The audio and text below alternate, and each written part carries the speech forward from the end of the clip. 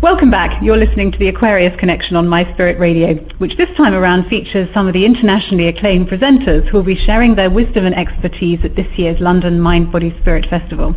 My next guest is Michael Cohen, founder of the Bioenergy Healing Research Foundation, which specializes in treating debilitating, difficult and long-term symptoms of disease. The title of his workshop at the Mind Body Spirit Festival is an intriguing one. Bioenergy Healing Can Rewire the Brain. And I've come to Michael's Central London clinic to find out more. Michael, welcome to the show. First question, I guess, is a fairly obvious one. What is bioenergy healing and how on earth can it rewire anyone's brain? Bioenergy healing is a technique that works to access the body's cellular and psychological systems. I have the ability to see energy in the body where the blockages are, and it means that I can cause an effect which in turn affects how the cellular body works and also how the mind and how it can be rewired. Now you talk about blockages. What is a blockage? A blockage is basically where, if you look at the body more like an electrical circuitry board, over our lifetimes we get issues, stresses and experiences that cause a breakdown in communication in the body. That can happen on a physical level and that can happen on a psychological level. So it's like if someone has a shock, for instance, then that doesn't just have a mental effect on them, it will do something to them physically? Well, if you think about it, each part of the brain via the spinal cord connects to a physical part of the body. And when we have an issue in our minds, the part that's connected on a physical level gets affected, and therefore there's a breakdown in communication. That's why we experience certain psychological problems on the physical body. Mm-hmm. Can you give me an example of someone perhaps you've treated who has a physical ailment that's caused psychologically? Yeah, for instance, I work with clients with food intolerances. Now, a lot of people think that that's the food that's the problem. Ultimately, it's not the food that's the problem. What it is there's a breakdown in the digestive system, and it's because it's that particular part of the digestive system where the enzymes which break down the food aren't functioning correctly, is connected to a particular region of the brain where there is an issue going on. So if we release the issue on the psychological level, through our technique of rewiring the brain, it causes order to those cells in the digestive system so that they can start to break down the food. So my wheat intolerance might not be that at all. It might be something going on in my head. Well, it's a combination. It's a combination of two different things here. At the moment, you can't break down that particular type of food, therefore the body treats it as a toxin. Naturally, you think, okay, maybe I shouldn't eat wheat in my diet. Logically, that makes it easier for you and life more tolerable for you, but ultimately it doesn't get rid of the root cause of the problem. But we do appreciate that when we start to look at the body on a circuitry level, that when we do have emotional psychological problems, it does cause problems in that particular region of the body, and by releasing it, yes. I myself used to have 16 different food type intolerances, including wheat, barley, rye, oats, all the main grains as well as many others, and for years and years and years I used to get major physical symptoms. I was able to treat myself with this technique, and now I can eat any type of food that I wish to, and my symptoms were very severe, physically as well as psychologically. This idea that your body is like an electrical circuit that you can rewire to make it work again, where does it come from? Is it something that you discovered yourself or learnt from someone else? Well, there's a lot of scientific evidence out there. I mean, for instance, when you go into a hospital and have an ECG, they measure the electrical current in the body. So it's well known that there's electrical currents that flow through the body.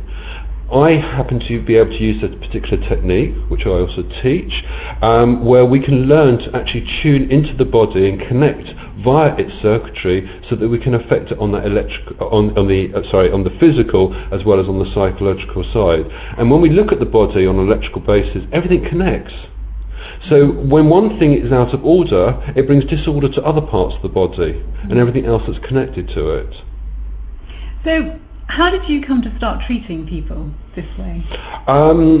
About 6 years ago, I was introduced to some primary techniques by my former teacher, and I wasn't actually looking to become a practitioner. He was wanting to use the therapy rooms in my own building, and he did an exploratory session, and before I knew it, I completely changed my business. My total outlook was very different for me, because for me, when I learnt the technique, it wasn't learning a new technique, it was something that was already in me, but I didn't know I had access to it. What do you mean by that? I always had I was very sensitive as a person, but I never really understood it because it was very debilitating. As I said, I had lots of different food intolerances, I had major spinal problems as well. And a lot of things used to trigger things in me. What I learned was that I could actually utilize my sensitivity to energy with this technique in a way that they were enhancing tools rather than debilitating based on what I had previously been experiencing. So you were able to cure yourself? Were you your first patient, effectively? In fact, I am. My clients' case studies are of such primary importance because it adds to my research, but my own case history is even more important because whatever I do on my clients, I've done on myself. So I know what it's like to experience debilitating spinal problems from the age of 14. My food intolerance is about 16 years as well. And it's very important because as a practitioner to know what it's like to go through living with symptoms, treating yourself and then moving beyond beyond your boundaries. Before we started this interview, you very kindly gave me a very quick treatment session, yes, which was fascinating. And you basically were talking about how you can look at my body and scan for these blockages.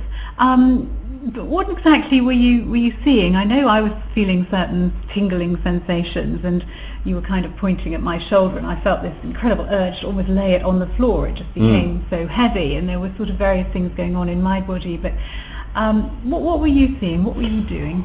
What I have the ability to do is to scan the body. It means that I can actually see where your individual blockages are. And I had lots. And you had lots along with everyone else because you have a lifetime's worth of experiencing. I mean, let's put it this way. If you have a car or a heating system at home, you know that you have to do regular servicing. If you do regular servicing on it, machines function more effectively and they don't break down or crash. With your body, you go through a huge lifetime's worth of experiences, but how much servicing and maintenance do you do in your own body? You don't. And therefore, you get blockages. So I've got the ability to see where your individual blockages are.